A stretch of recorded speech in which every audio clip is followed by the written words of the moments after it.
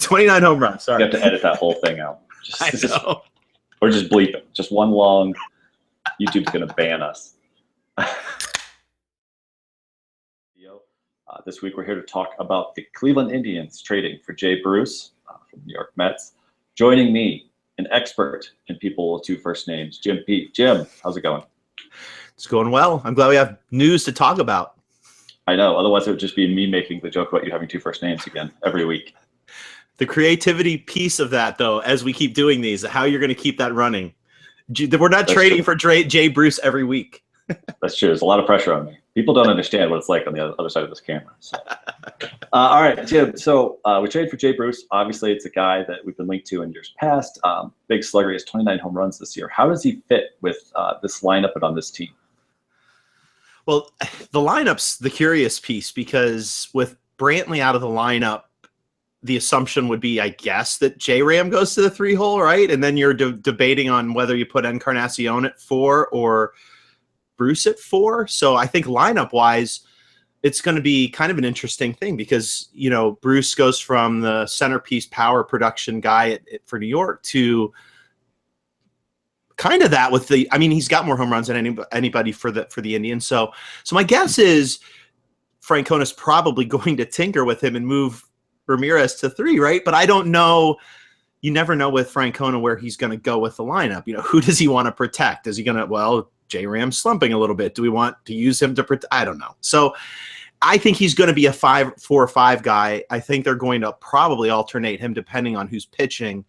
Obviously, Bruce rakes against right-handed pitching, which is a bonus, which is obviously going to fit the need with Chisenhall and Brantley out. But so you think it's going to be more of a platoon? Do you think it's going to platoon, left field, right field? Where do you think we'll see him in the field? Well, I know we're going to talk about this later, but right now he's going to be out there for. I mean, with 2 of the 3 starting outfielders out, I think you're going to see him just playing in right field, maybe platooning with Geyer and moving to left.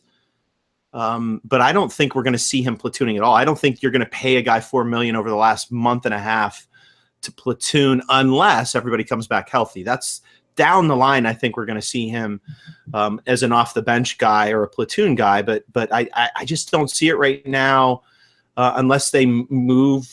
I mean, are they going to move Austin Jackson full time because he's playing well? Are they going to move him against the platoons? Look, Jay Bruce is a guy who hits righties, period. He's terrible against lefties. He's a perfect platoon guy, but I mean, being a left-handed hitter, he's going to see most of the time anyway. So right now, I don't think they're going to platoon him at all, just based on need. But I think if Chisenhall comes back, I think you'll start to see that a little bit more. The big question is whether or not those guys come back. Right now, he's a regular just because he has to be. And let's not forget, 29 home runs. I mean, he's leading the team, 9th in the league. This is a guy you don't want sitting too much, but, man, he's not good against left-handers. So you mentioned the 29 home runs, and I just want to put out, I refuse to call home runs dongs. I know that's like a movement. I know it's like a thing that's happening. It's an odd movement. It's dongs. That's a word that already has a very clear meaning. You don't just get to pick that word and give it a new meaning now. I'm not just going to be 29 dongs and not think of something else every time. Someone hits a long dong? Yeah, it's ridiculous. It's ridiculous. Grow up, baseball. So he has 29. He has 29 dongs. I hear he plays Fat D though. Oh my god. Sorry. That's a whole other thing. Okay. 29 dongs. Encarnacion's leading the team right now with 22. So this is a huge addition in that sense. Is it sustainable? Jay Bruce has always been a power hitter, but this is extreme a little bit even for him. Is this something you think can continue through the rest of the year? Well, so Jay Bruce did something over the past 3 years. He's done something really interesting with his swing, and he's actually paid attention to analytics. He's one of the outspoken hitters out there who has tried to manipulate his swing based on the analytics. So this past offseason, after he slumped big time after the trade last year to the Mets, he spent a lot of time this offseason working with the Mets, not only the Mets front office, but the hitting staff, working specifically on what he does well and what he doesn't do well. And he's one of those first guys that goes against the grain. I think when hitters come up in Major League Baseball, they're told to hit to all fields, whether they're good at it or not. Whereas Bruce's wheelhouse is when as a left-handed hitter, his wheelhouse has always been pull, or he gets his best exit velocities or to right center. So the Mets worked on him with that, and in tune worked on him with his launch angle, that the big in term right now. But most of the launch angle stuff came from contact hitting. So he spent the whole entire offseason working specifically on the right types of pitches. I mean, he's a fastball hitter, but he works inside the zone mostly. He loves to pull the ball. So he started doing something that Jason Kipnis has been doing over the past couple of years, and focusing on specific pitches, perfect spots in the zone, and trying to dead pull the ball with lift. And in doing that, the Mets not only seeing that re-upped him. Of course, there was a couple reasons why they re-upped him, but it's paid off in big. So can he sustain it? I think he can, based simply on the fact that now he's moving to an even more analytical group of people. The one piece that we've got to watch is, of course, he's playing in the American League for the first time. With interleague play, it's not really the first time, but he's seeing some pitchers he's never seen before. So we could see a dip, but overall, I think this is a guy who does his homework. And he's right in the prime of his career. I think a lot of people mistake him for being old. He's I think still 29. He might be 30 now. I'm not sure. I know he's 29 or 30. Wheelhouse player. We did see a big leap, but there's a connection to that leap. So I think, we could see a dip just in changing leagues, but I think that he's figured out where to hit. And I forget who it was. I think it was Ryan McChrystal posted some stuff on heat maps, just showcasing how good he's been against specifically right-handed pitching. And he's a guy who, when someone makes a mistake anywhere over the plate, he's the one who takes advantage of it. So I think that in the American League, he's going to see a lot of velocity, and he's going to be able to take advantage of it. Now he doesn't, people say he struggles against benders. He doesn't really, if they're over the plate, and he can pull it, it's going to get pulled. So, and he's done a lot to lift the ball up this year. So I think we're going to see, we're not going to see too much of a dip. And I think the Indians are going to protect him when they can, when these guys start coming back, if they start coming back. All right. So what do you think this means for Brantley and Chisenhall? Is this a panic move by the team because they're worried that those guys aren't going to come back? Or do you think it's just they needed something to get him here through August into September while we're missing some guys? And, assuming everybody comes back healthy, how does this all work? Well, it's mid-August, and the rumor was Chisenhall would be ready by mid-August. And there hasn't been a lot of Chisenhall news. He's not done anything in the minors. So that's the first warning sign. And I think Michael Brantley, we've talked about it on the podcast before. We've talked about it in pieces that we've written. Michael Brantley is a walking cautionary tale, injury-wise. So I think the Indians are rightly concerned. They got burned last year running out of pitchers. And I think they learned their lesson, and they're I guess they're adding the depth no matter what to make sure they succeed. I'd be concerned though. I'd be concerned in that, Chisenhall we haven't really heard much about Chisenhall. He's running bases, and I'm sure he's coming along, but I think this is them knowing that they need to add a left-handed bat anyways, even with those guys, because they don't have a left-handed guy on the bench.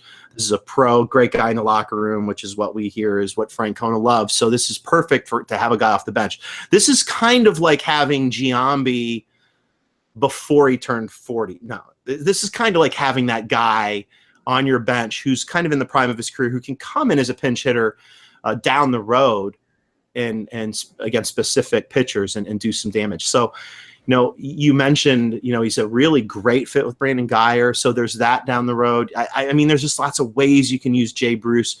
And fielding wise, actually, he's been pretty good this year as well. So I mean, he's not a great fielder. I don't confuse that, the numbers this year with him being a great fielder, but when he plays well offensively, he plays well defensively over the span of his career. So I think, Jeff, that, the big concern I think the Indians should have is how bad is Brantley for real? They didn't waste any time putting him on the DL.